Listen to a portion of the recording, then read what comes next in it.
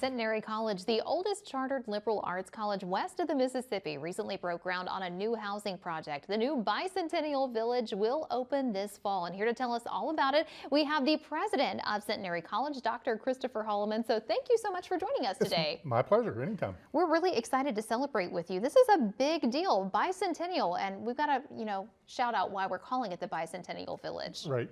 Yeah, pretty obvious, but yes, we're celebrating our 200th year this year. Centenary was founded in 1825.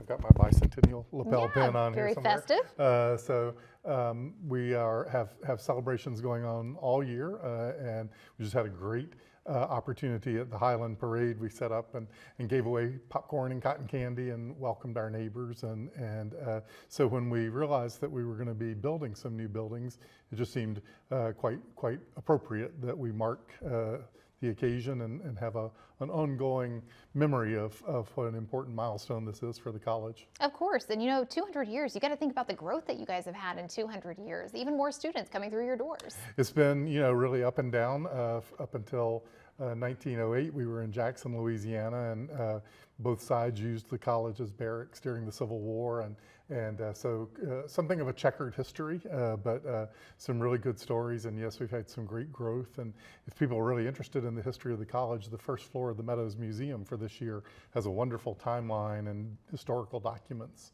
so people can come out and learn all about that. Very neat. So there's a lot going on at Centenary. Well, talking about the new building, we're looking at some of the construction right now. How many students will be able to be housed within this building? 84. Okay. One of whom will be a RA, a student staff member. Wonderful. So we're seeing great floor plans out there, a lot of room, a lot of space. 84 students going to be able to be out there. And when are we expecting it to be completed? Well, they're permitting August 1. Really? Yep. So we have some contingency plans. And we have a little bit of wiggle room in August, but we hope to be ready to have students move in 1st of August. That's fantastic. And you were mentioning that this is kind of spring break for the students, so there's a little bit of calm at Centenary right now, but there's always something happening with Centenary College. Absolutely. So we'll be having Centenary Days with the students coming in, and we have prospective students on campus, and just a lot going on. Our spring sports are getting wound up, and baseball, we've always had a great baseball team, and we'll again, and our softball team, so a lot of excitement. Wonderful. Well, how can these students that I know are really excited about the new housing, how can they sign up?